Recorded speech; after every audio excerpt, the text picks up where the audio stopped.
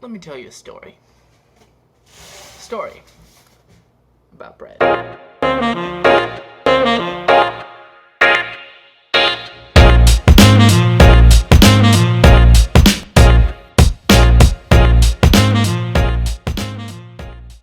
Hello everyone, and welcome to Cooking with the Loaf.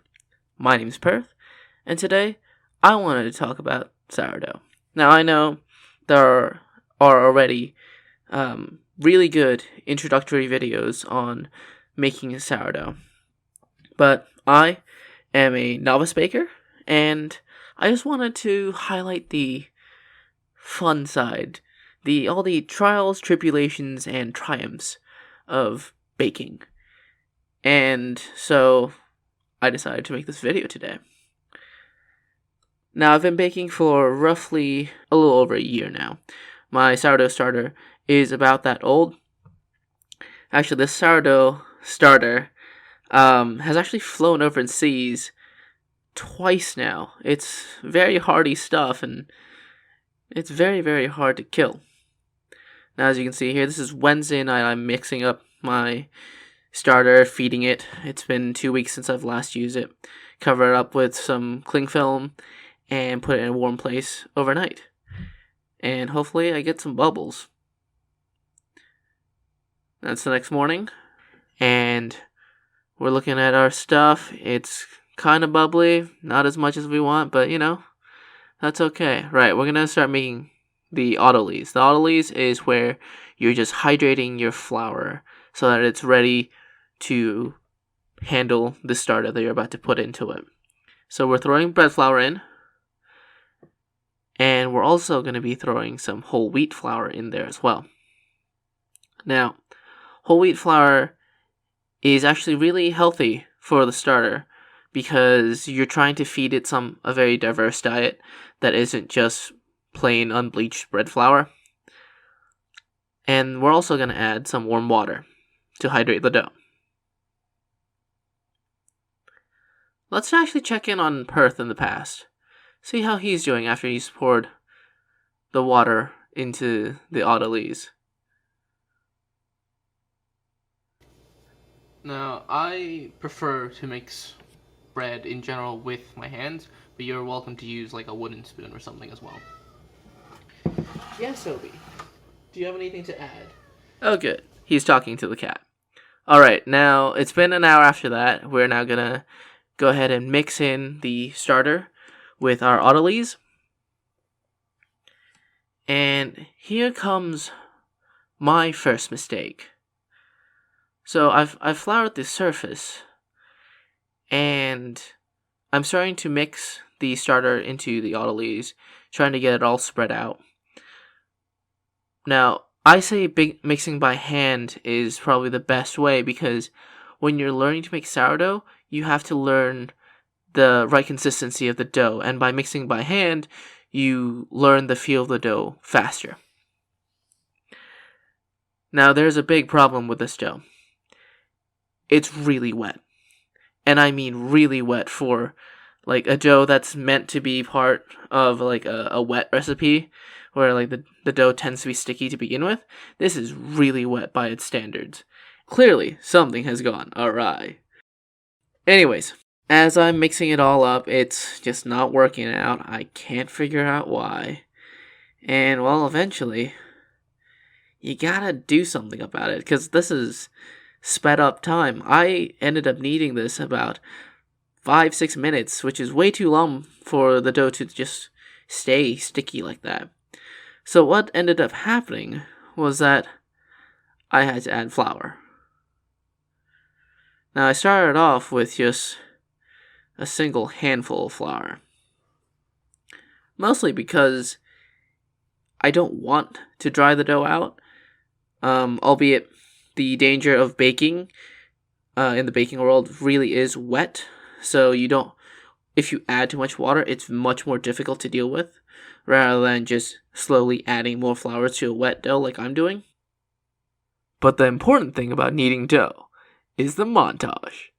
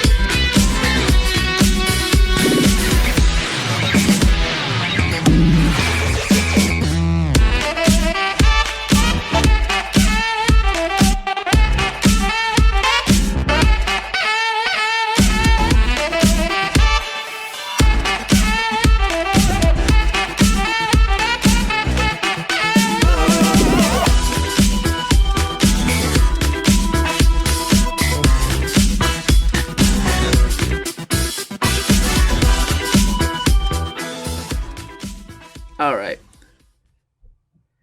Your bread's been kneaded. You let it rise for 4.5 hours. You're folding in between all of that. Here's the time you need to flour your bannetons.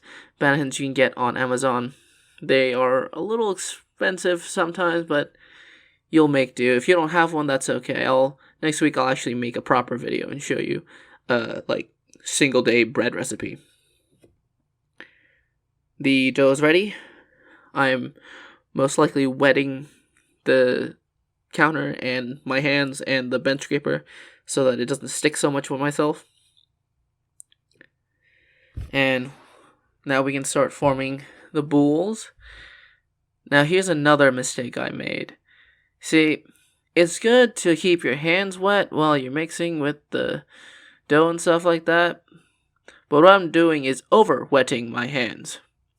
The dough's not sticking because the surface of the dough is wet. I can't form a proper boule like that. But I'm trying, you know. Of course, all of this is going through my head. What you're seeing me do right now is trying to pinch all the dough together so that it actually forms a cohesive ball. The other mistake I made here is that I didn't flour the top of the dough before I turned it in onto the banneton. Now, it's important to flour your dough in that section, because if you don't do that, the dough's going to stick, and you're going to see me regret that very badly later. Anyways, so we're shaping the boule with the bench scraper. The top side of your loaf will go into the bottom of the banneton. Okay, next morning, I have 2 pans set up. I'm going to set the oven to 500 degrees Fahrenheit. Give it an hour so that it's really hot in there. And on the bottom sheet tray, right, you're going to pull it out, and you're going to put in some water. So, a lot of people use Dutch ovens to make sourdoughs. I don't have a Dutch oven. It's really expensive. But the whole purpose of a Dutch oven is to produce steam. So what I'm doing is, instead of using the Dutch oven to produce steam, I'm using the entire oven.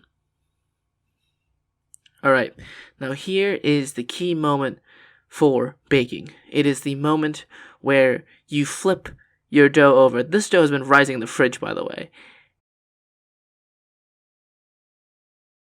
And, oh no. Oh no. That's not how you want it. It's sticking. I didn't flour it enough. That is not good. Let's hear what I actually say. Oh, fuck me. Fuck me in half. We're not making the baking video this week. Fuck it. Oh, fuck me. I hate baking sometimes. But the important thing is you've come this far. You gotta bake it anyways. So, go for it. Don't be afraid. Score that sucker and stick it in the oven at 500 for 20 minutes and 450 for 20 more minutes. And look at that. We've done it. Look at that. That's a beautiful sourdough loaf, despite all the failures that we've had.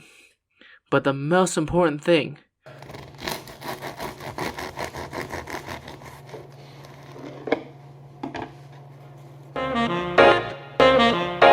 That crumb looks damn good to me. Alright, everyone.